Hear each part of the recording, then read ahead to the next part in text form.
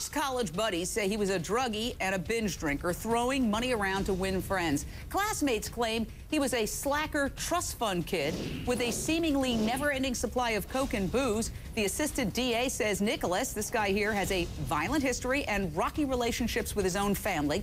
Prosecutors say he had a fight with an unknown woman last Christmas. Nicholas allegedly pushed her to the ground and told her, quote, "You'll be dead in 48 hours," end quote. Now, prosecutors say police were called to the scene, but no arrests were made. Why the heck not? Prosecutors say he's currently unemployed. Addiction expert Howard Samuels, founder of the Hills Treatment Center, what do you make of this suspect? Well, obviously, you know, this suspect has a history of drug and alcohol dependence and/or abuse. So, you know, for somebody like this to be involved in a crime like this, it's not unusual.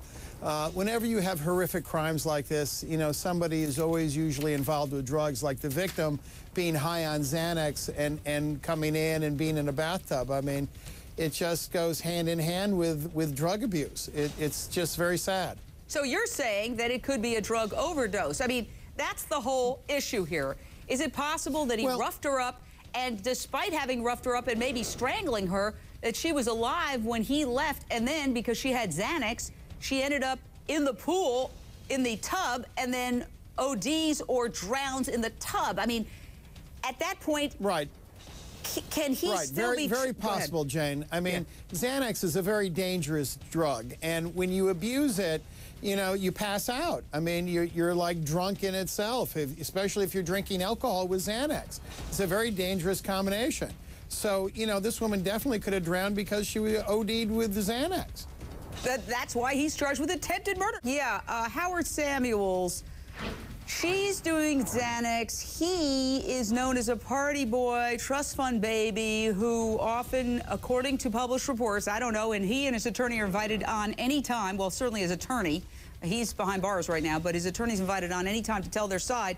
But he's known as a party boy who, according to published reports, was into drugs and booze. So you have addiction on both sides of this equation, potentially addiction on both sides of this equation.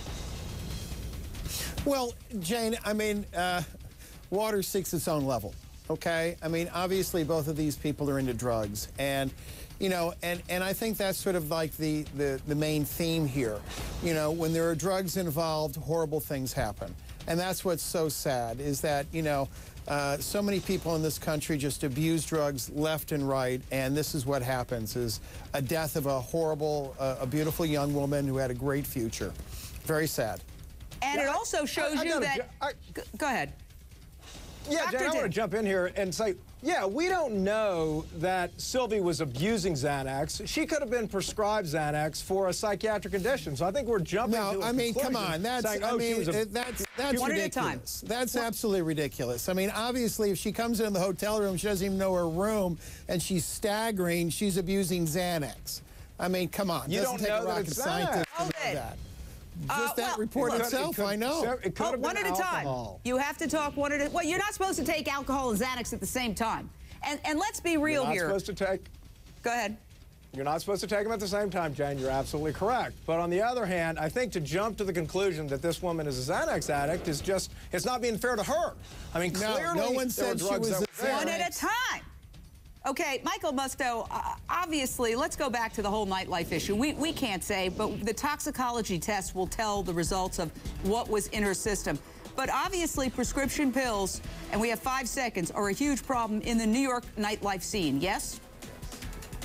Yes, not when taken as prescribed, but when abused and when mixed with alcohol. And people sometimes in the nightlife scene party too hard in ways that they can't always help. I mean, it becomes an addiction. Fantastic panel.